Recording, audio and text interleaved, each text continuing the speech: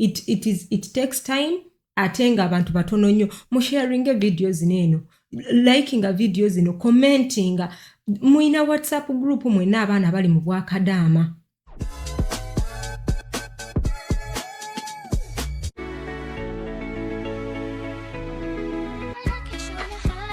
Muje baliko mwena bannayuganda gye muwangalya kansubire muli bulungi olunaku lw'olwaleero tugenze mbaleetera ebintu bineeno abannayuganda mwenna nali baddeko mu mbeera gye mwalimu. That's why I take my time nembawa bino ebintu ne bwe mba nkooye ne nkolayo ka research akatono ne nkabawa omuntu agenda kubuuza ofuniramuwa. I don't know nange nina spirit enkozesa bino but I think eyinza obutalastinga for long. That's why when nkugamba nti kana akantu kakole kalage kasharingireko omuntu kasharinge because time eyinza okutuuka nga munesi kyakola bintu bino bwe biti ngoba oluusi nkola na bintu birala so wemba nga nkyakola bintu bino ebitugasa fanga ffe abannayuganda make sure you share you comment down ombuuze ekintu kyoyagala nkukolere. Anyway, lunaku lwaleero ngenda kubawa organization zino NGO organization zisasula sente nnungi nga 10,000 euros omutwalo gwa euro oba 8,000 sente nnungi. By the way, it is actually one of the paying jobs. Naye nga ate tezikoma ku muntu nti nno omuntu ali outside naawe wennyini omuntu ali inside you can apply. Omuntu nga kati bineeno oli mu Germany oli mu Netherlands oli UK like nga you are around it can be you can apply for it okitegeera kirungi nnyo. Anyway obutalwayo gwe kennyini mu gino emirimu gyennyini osobola mulimu gundi bawane intern it doesn't matter oli Dubai oli wa they will bajja kujjayo okole intern yo gwe ngo applyinze naye intern zineeno zibeerawo ddi balina spring then ne winter. Kati winter zitandika mu October mugundi mu spring ne zitandika mu March. Gwe wena eno gundi gifuule oberenga okola ki oberanga you see this kind of things bino opportunities. Anyway tugenda maaso nkulage. Genda ku Google yo otekemu ekigambo jobs OPCW ojja ku page efaanana bweti ogikwatemu wonokwata ogenda kujja ku page efaanana bweti oba kiregera bakugamba our mission for a world free of chemical weapons making people's life better. Our team takes pride in helping the world become a better place for all. Oba kitegera gwe kennyini osobola okwesomerako wano ABC and Gineze nina kyenjagala okulaga gwe Munnayuganda ndaba bakugamba everyone knows that Netherlands is a great place to visit. It's even better place to live. Eno gundi eri best nnyo mu Netherlands. Naye kyoba omanya Netherlands eyogera ennimi naye eyogera oluzungu oba kitegedde kankikulageko waneeno katono. Nga bakugamba welcome is welcome. Bakugamba while Dutch, let me increase olabe bulungi. Nga bakugamba while Dutch is spoken in the Netherlands, English is the working language at OPCW. Lwaki nkulaga ekintu kino gwe wena it doesn't matter otomanyi Dutch tomanyi ki English is a working language if you can speak English.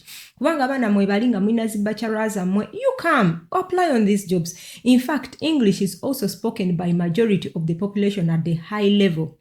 But learning a few Dutch phrases is always a good idea and will go a long way in showing the locals that you respect their culture.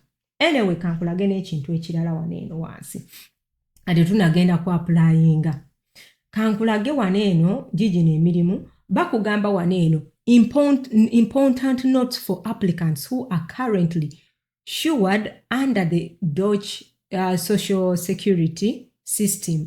Although kale kyenjagala okubalagako kiri wano kumpi nti batutwala ffe abantu abali international.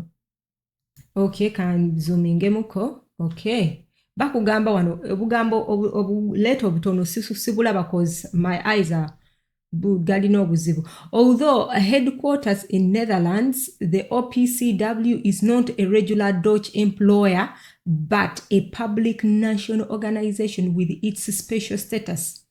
Please be advised that if you are currently insured under the Dutch social system, gwe Munnayuganda yenna bakugamba eno gundi teri nti nno eri eri best nnyo ntino batwala bokaboka ba locals nga wonolaba abantu abazaalibwamu eno gundi nnene nti batwala worldwide like bajja abantu international, it is international organization, are we together? So go wena sigenda kumalira kubanga wena kumalira oyinza obutajiraba kale anyway kamba busomere mu kakatono, you will be excluded from this system as a staff member of the OPCW. You will consequently be issued under organization system gwe kenyini byesomere A, B, C and G.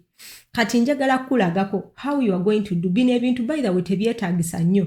Kati wano tulina gundi bbiri, waliwo weba employing omuntu ng'ali local neba employing omuntu nga tali local. Kati bwolabako emirimu gyonna gyolabako SGS gineno baagala abantu nga you are inside, like ng'oli mu Dutch, oli mu Germany, oli Netherlands, oli Sweden, oli Norway, oli Italy, oli okitegedde like gine emirimu okitegeera. Kati gyolabako P4 ejo emirimu gya applying ko P4 tugenda kukola tutya kati kansoke nkulageko kubanga abantu abamu apply oja ono n'ogamba apply ogenda kujja ku page efaanana bweti. By the way, these people actually you don't even need CV, you just fill in. After filling in you make your motivation letter. After making motivation letter, boom, you send it. Let us go kulage. Kati guno omulimu omala oguklikingako ojja kujja waneeno njagala pano banzaala abantu butono nnyo, I don't know, anyway gwe kennyini osobola obyesomera jangu waneeno weesomereko wano katono. Njagala kulaga eligibility gya gino emirimu. Bakugamba educational essential high school diploma or equivalent diploma of a high secondary education. Omwana you can apply ng'olina a high school diploma okitegeera chijire ne bakugamba waneeno essential at least 4 years of experience in the area of talent acquisition over recruitment. Bichi gwe kenyini byesomero njagala kulagako waneeno gwe kenyini labayo bichi bye baagala requirements. Fluent in English is essential. Kati ndowooza olaba babadde bagamba nti bichi English ndowooza ogirabyeko. Anyway jangu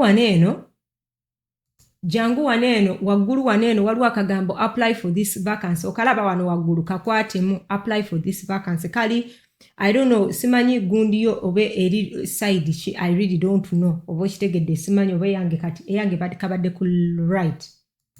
Nga bakugamba waneeno, my god, these words are busumolo, my god, na small words. Anyway, I think I've zoomed in so much. Upload your OPC application. This is what they are telling you.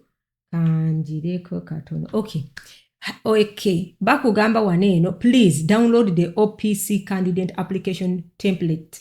Save it to your computer and complete it. Bichi.